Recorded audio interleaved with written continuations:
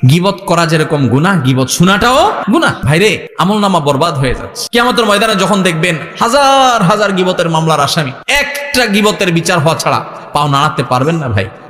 সেদিন আফসোস করবেন, আল্লাহর কসম, একটা গীবতের গুনাহ আমলনামা থেকে মুছতে পারবেন না। কিন্তু দুনিয়াতে এখনো সুযোগ আছে। আসুন আমরা প্রতিজ্ঞা করি, গীবতের ভয়াবহতা জানার পর চেষ্টা করি দূরে থাকার, কিন্তু কিছুদিন পর আবার গীবত হয়ে যায়। এখন গীবতের তওবা কিভাবে করব? এর থেকে দূরে থাকার উপায় কি? আপনারা গীবত কাকে বলে চিনেন তো? নবী সাল্লাল্লাহু আলাইহি সাল্লাম বলেছেন, আতাদরুনা মাল গীবাহ, তোমরা কি জানো গীবত কাকে বলে? সাহাবীরা বলেছেন নবী সাল্লাল্লাহু আলাইহি সাল্লামকে, আল্লাহ এবং তার রাসূল ভালো জানেন। নবী সাল্লাল্লাহু আলাইহি সাল্লাম গীবতের সংজ্ঞা দিচ্ছেন যে গীবত হলো যিকরুকা আখাকা মা ইয়াকরাহুহু, তুমি কারোর পিছনে যদি এমন কিছু বলো যেটা তার সামনে বলে সে মনে কষ্ট পাবে, এর নাম গীবত। এখন একটা মানুষের সামনে বললে সে মনে কষ্ট পাবে, এটা তার পেছনে বলতেছেন, লোকটা এখানে নাই, তার অগোচরে আরেকজনের কাছে বলতেছেন, এটার নামই কি? গীবত। এখন যদি সেই দোষটা তার মধ্যে থাকে তাহলে কি গীবত হবে? কি বলেন? গীবত হবে। আমাদের দেশে যারা গীবত করে, সবাই কম বেশি গীবত অনেক সময় হয়ে যায় আমাদের দ্বারা, আল্লাহ আমাদের মাফ করুক। গীবত করার ক্ষেত্রে কিছু লোক আছে যারা গীবত করে, গীবত করার সময় শয়তান তাদেরকে একটা মাসআলা সাপ্লাই করে। কি সাপ্লাই করে? একটা মাসআলা। কোনো মুফতি সাহেবে দেয় না, কে দেয়? শয়তানে। মাসআলাটা কি জানেন?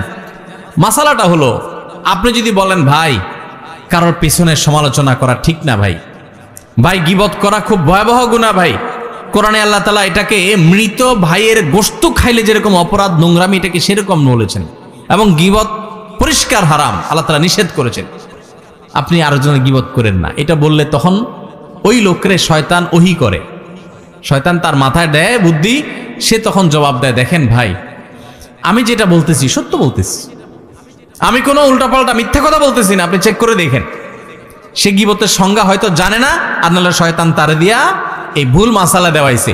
আরেকজনের পেছনে আপনি কোনো কথা বললেন, যে কথাটা সত্য, কিন্তু তার সামনে বললে সে কষ্ট পাবে, এটা সত্য হওয়া সত্ত্বেও কি হবে? গীবত হবে। আর যদি ডাহা মিথ্যা কথা বলেন আরেকজনের নামে তার পিছনে, তাহলে তো সেটা মিথ্যা অপবাদ, ওটা তো গীবতের চাইতে আরো ভয়াবহ। আবার শয়তান আরেকটা মাসালা শিখায় দেয় যারা গীবত করে তাদেরকে, সেটা কি জানেন? সেটা হলো, বলে যে ভাই যদি নিষেধ করে ভাই কারোর পিছনে সমালোচনা করা উচিত না, বলে যে ভাই আমি তার সামনেও বলতে পারো। এরকম বেটাগিরি দেখায় না কিছু লোক? তো বলতে হবে, আপনি যদি এত বড় বেটাগিরি দেখেন না মানুষ হন, আপনি যদি এত বড় বেটাগিরি দেখানো মানুষ হন, তাহলে তার সামনে গিয়ে বলেন, পিছনে কেন বলতেছেন? ইসলাম বলে মানুষের প্রশংসা হবে পেছনে, আর তার ভুল ত্রুটির সমালোচনা হবে তার সামনে। ভালো করে শুনেন, মানুষের প্রশংসা করতে হবে পিছনে না সামনে? পিছনে। সামনে প্রশংসা করা যাবে? এইটা যেই মাহফিলে বসে বলতেছি, এই মাহফিলের স্টেজেই হয়তোবা, আমার নামার আগে খুব একটা বলে নাই আজকে, বিভিন্ন মাহফিলে যেটা হয় যে বক্তারে বসায় রেখা পোস্টারে 5 মাইল লম্বা তার প্রশংসা লেখে, আছে না নাই?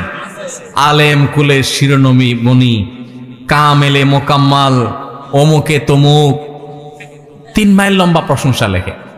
শুধু লিখলে হতো, ওখানে আবার হুজুরের বসায় বসায় পাম্পট্টি দেয়, আছে না নাই? কি ওয়াজ মাহফিল এগুলা? এই ওয়াজ মাহফিল থেকে মানুষ কি ইসলাম শিখবে যে ওয়াজ মাহফিলে ইসলাম নষ্ট করা হয়, ধ্বংস করা হয়? মানুষের সামনে প্রশংসা করা পরিষ্কারভাবে হাদিসে নিষেধ। কারণ বসে বসে প্রশংসা শুনলে যে কোনো মানুষ কি করে? ফুলে। কি হয়? ফুললে বেশি অহংকারী হয়ে যায়, সে ধরাকে সরা জ্ঞান করে, সে মানুষকে মানুষ মনে করে না।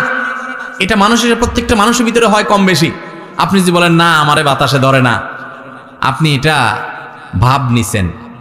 বাতাসে ধরে না এমন কোনো মানুষ নাই। আপনি বলবেন রেলের চাক্কা আমি হাওয়া দিয়া লাভ নাই, এটা মুখের কথা।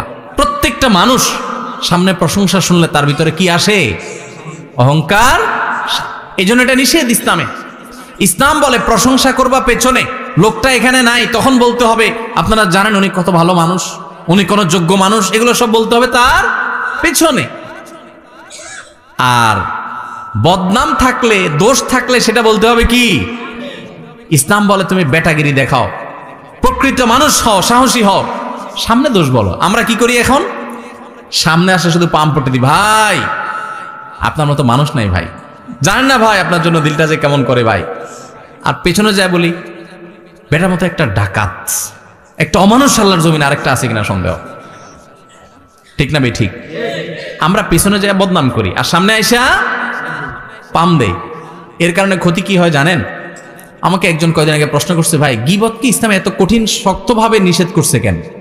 একটা মানুষের গীবত করছে, কারণ মারা নাই তো, এমন কোনো ক্ষতি করে নাই, তাহলে ইসলামে এত কঠিন ভাবে যে মৃত মানুষের গোশত খাওয়ার চাইতে জঘন্য অপরাধ বলেছে বা গোশত খাওয়ার মতো বলেছে, এটা কিভাবে হয়? তো আমি বললাম, দেখেন, একটা সমাজ স্থিতিশীল থাকুক, সুন্দর থাকুক, সুখী থাকুক, ইসলাম সেটা চায়।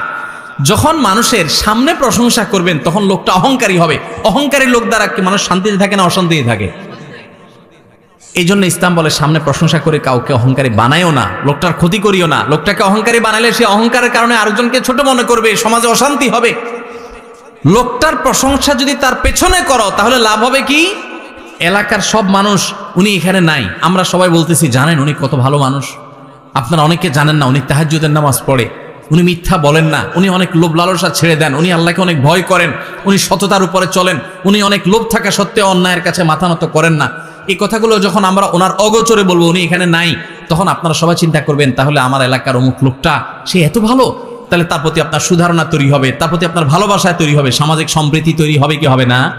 এই জন্য ইসলাম বলে প্রশংসা করবা পেছনে, আর সামনে সমালোচনা করবা। সামনে সমালোচনা করতে আবার ইসলাম বলে এমন ভাবে সমালোচনা করবা না যে সে তোমার নাকশা উল্টে দেয়। এখন আজকে আমার থেকে মাসালা শুনে গিয়া কালকে যায় শুরু করেন সামনে গিয়া, ভাই আপনার চরিত্রটা ভালো না ভাই, এরপর যে একটা বক্সিং খেয়ে আসে আমার কোয়েন হুজুর আপনার মাসালা শুনে মাইর খেয়ে আসে। আপনারা এইভাবে উল্টা পাল্টা সমালোচনা করতে বলে না ইসলাম। সুন্দর করে বিনয়ের সাথে সামনে পারলে বুঝবেন, ভাই আপনি যে মনে কিছু না করেন, ভাই একটা কথা বলতে পারি, কারোর সামনে না, সেটাও মানে ওনার সামনে শুধু, আর কেউ না, লোকের সামনে লজ্জা দেওয়া যাবে না। কি হয়েছে ভাই? ভাই আপনি মনে কিছু করেন না, আপনার এই কথাটা ভাল লাগে না, আপনি বিভিন্ন সময় বলেন, আমার কথা ভুল হলে মাফ করে দিয়েন ভাই, আপনি একা একা চিন্তা করে দেখেন। এভাবে যদি আপনি একটা মানুষকে বলেন, সে কি রাগ করার কথা? হয়তো মুখটা একটু কালো হয়ে যাবে, কিন্তু সে আপনার উপরে চড়াও অন্তত মায়ের অন্তত খাবেন না। এরপরে অগোচরে যায়, সে চিন্তা করবে ঠিকই, উপর দিয়ে মুখ যতই কালো হোক চিন্তা করবে লোকটা বলছে আসলেই আমার সমস্যা আছে কিনা। তাহলে এই লোকটার সামনে আপনি তার দোষের কথা বলার কারণে তার দোষটা দূর হবে, আত্মসমালোচনা করবে, সমাজ সুন্দর হবে, খারাপের পরিমাণ সমাজ থেকে দূর হবে, ঠিক না বে ঠিক? এই জন্য ইসলাম বলছে, আল্লাহ নির্দেশ হলো গীবত এটা হারাম। আল্লাহ তাআলা আমাদেরকে গীবত থেকে বেঁচে থাকার তৌফিক দান করুন। এখন প্রশ্ন হলো, এই গীবত থেকে, এটা থেকে বেঁচে থাকার জন্য আমি কি করব, বা আগে গীবত করে ফেলেছি সেগুলো কি করব? কোনো মানুষের গীবত করে ফেললে আল্লাহর কাছে তার জন্য মাপ চাইবেন। আমি ওনার গীবত করে ফেলছি এক্সাম্পল স্বরূপ, তাহলে আমি বলবো ওনার কথা, আল্লাহ আপনি ওনাকে মাফ করে দেন, ওনার ভুল ত্রুটি ক্ষমা করে দেন, ওনার রুটি রুজিতে বরকত দান করেন, ওনার জন্য বেশি বেশি দোয়া করবেন। এটা গীবতের কাফারা ইনশাআল্লাহ। আরেকটা হলো, গীবত হয়ে গেছে, তওবা তো করবেন, লজ্জিত আল্লাহর কাছে মাপ চাইবেন। গীবত হয়ে গেছে, এই লোকটার যাদের সামনে বদনামি করছেন তাদের সামনে আবার যাইয়া পারলে তার সুনাম যেটা তার মধ্যে আছে, মিছামিছি না, সেটা আবার বলবেন যে ভাই লোকটার কিন্তু একটা ভালো গুণ আছে, ওই দিন তো আমি একটা খারাপ কথা বলছি, তার কিন্তু ভালো কিছু জিনিস আছে, লোকটা কিন্তু এই দিকটা ভালো, সে কিন্তু ভাই কখনো কারোর সাথে রাগারাগি করে না, গালাগালি করে না, সে কিন্তু ভাই নামাজ ছাড়ে না, সে ভাই কারোর হক কিন্তু মারে না। তাহলে এটা কিছুটা হলেও তার ক্ষতিপূরণ হবে। আর যদি সুযোগ থাকে তার কাছে মাপ চাওয়ার একান্তে, ভাই মনে কিছু করেন না, আপনার পেছনে আপনার একটু বদনাম করে ফেলছি, কি করছি আর জিজ্ঞাসা করি করেন না, আমার অন্যায় হয়ে গেছে ভাই, আমার মাফ করে দেন। যদি মাপ চাওয়ার সুযোগ থাকে চাইেন।